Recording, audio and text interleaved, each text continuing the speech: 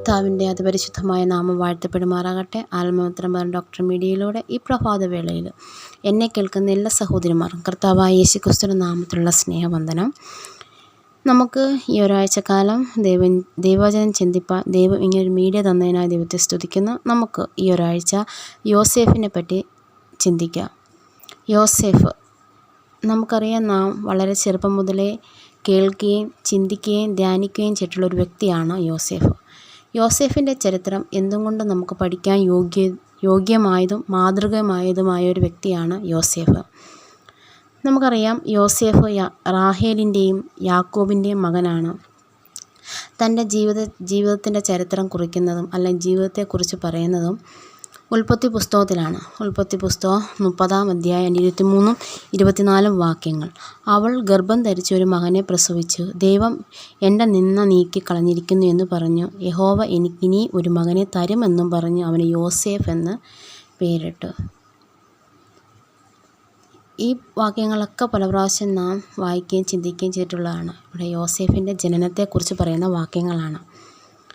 നമുക്കറിയാം, യോസേഫിൻ്റെ പിതാവായ യാക്കോബ് തൻ്റെ പരദേശമായ കനാനിൽ പാർത്തുകൊണ്ടിരിക്കുന്ന സമയത്ത് തൻ്റെ മാതാവ് റാഹേൽ മരിച്ചു പോയിരുന്നു. യോസേഫിൻ്റെ 17 വയസ്സായപ്പോൾ അവൻ തൻ്റെ സഹോദരന്മാരോട് കൂടെ ആടുകളെ മേയിച്ചുകൊണ്ട് ഒരു ബാലനായിട്ട് അവരുടെ ജീവിച്ചു വരുന്ന സമയമായിരുന്നു. പ്രിയപ്പെട്ടവരെ, നമുക്കറിയാം, യോസേഫ് വാർദ്ധക്യത്തിലെ മകനായതുകൊണ്ട് ഇസ്രായേൽ എല്ലാ മക്കളിലും വെച്ച് അവനെ അധികം സ്നേഹിച്ചു. നമുക്കറിയാം, യാക്കോബിന് ഇസ്രായേൽ എന്ന പേര് ലഭിച്ചതൊക്കെ ചരിത്രം നമുക്കറിയാം. യാക്കോബ് വളരെ വാർദ്ധക്യത്തിലായ സമയത്താണ് യോസേഫ് ജനിച്ചത്. അപ്പോൾ അതുകൊണ്ട് താൻ തൻ്റെ മറ്റ് മക്കളിൽ വെച്ച് യോസേഫിനെ അധികം സ്നേഹിച്ചു. അപ്പോൾ അധികം സ്നേഹിക്കുന്നവരെ നമ്മളെപ്പോഴും പരിഗണിക്കുകയും അവർക്ക് നമ്മൾ കൂടുതൽ പരിഗണന കൊടുക്കുകയും ചെയ്യും. അങ്ങനെയാണ് യോസേഫിൻ്റെ ജീവിതത്തിലും സംഭവിച്ചത്.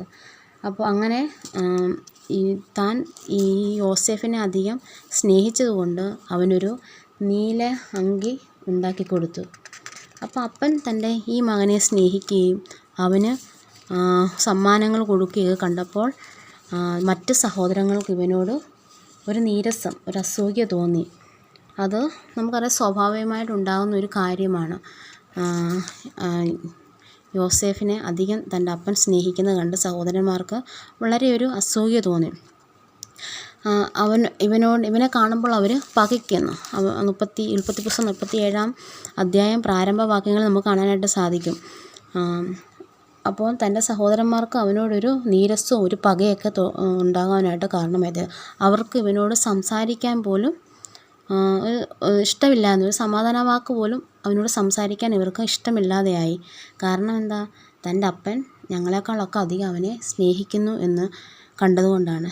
പ്രിയപ്പെട്ടവരെ, ഇവിടെ നമുക്ക് കാണാനായിട്ട് സാധിക്കും, ഉൽപ്പത്തി പുസ്തകം 37-ാം അധ്യായം അതിൻ്റെ 4-ാം വാക്യം. അപ്പൻ തങ്ങളെ എല്ലാവരെക്കാളും അവനെ അധികം സ്നേഹിക്കുന്നു എന്ന് അവൻ്റെ സഹോദരന്മാർ കണ്ടിട്ട് അവനെ പകച്ച് അവനോട് സമാധാനമായി സംസാരിപ്പാൻ അവർക്ക് കഴിഞ്ഞില്ല. ഇവിടെ നമുക്കൊരു പദം കാണാനായിട്ട് സാധിക്കും, അവനെ അധികം സ്നേഹിക്കുന്നു. പ്രിയപ്പെട്ടവരെ, ഇവിടെ നമുക്ക് കാണാനായിട്ട് സാധിക്കുന്നത് യാക്കോബ് യോസേഫിനെ അധികമായിട്ട് സ്നേഹിക്കുന്ന, മറ്റു മക്കളെക്കാൾ അധികമായിട്ട് സ്നേഹിക്കുന്നു.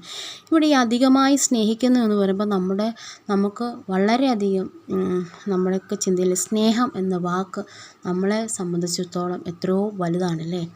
സ്നേഹം, നമുക്കറിയാം, ക്രിസ്തു നമ്മെ സ്നേഹിച്ചു. ഈ യാക്കോബ് യോസേഫിനെ സ്നേഹിച്ചു, മറ്റു മക്കളെ അധികമായി സ്നേഹിച്ചു. പ്രിയപ്പെട്ടവരെ, അതുപോലെയാണ് കർത്താവിൻ്റെ സ്നേഹം. അതെത്രയോ വലുതാണല്ലേ. നമുക്കറിയാം, യോഹന്നാൻ്റെ സുവിശേഷം 3-ാം അധ്യായം 16-ാം വാക്യം നാം വായിക്കുമ്പോൾ, യോഹന്നാൻ്റെ സുവിശേഷം 3-ാം അധ്യായം 16-ാം വാക്യം. തൻ്റെ ഏകജാതനായ പുത്രനിൽ വിശ്വസിക്കുന്ന ഏവനും നശിച്ചു പോകാതെ നിത്യജീവൻ പ്രാപിക്കേണ്ടതിന് ദൈവം അവനെ നൽകുവാൻ തക്കവണ്ണം ലോകത്തെ സ്നേഹിച്ചു.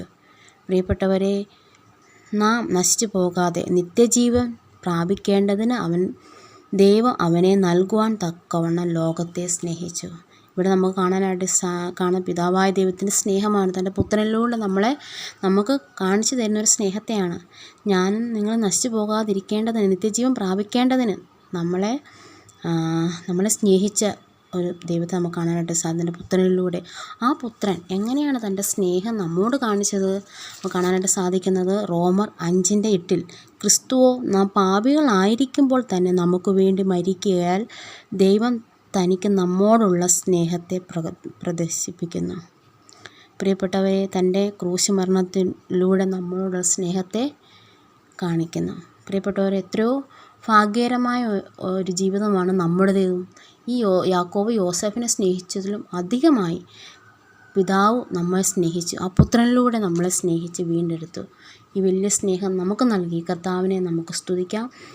യോസേഫ് തൻ്റെ പിതാവിൻ്റെ സ്നേഹം അനുഭവിച്ചതുപോലെ നമുക്കും നമ്മുടെ പിതാവായ ദൈവത്തിൻ്റെയും പുത്രനാം ദൈവത്തിൻ്റെ സ്നേഹം അനുഭവിപ്പാൻ കിട്ടിയ ഭാഗ്യത്തോടെ നമുക്ക് ദൈവത്തെ സ്തുതിക്കാം.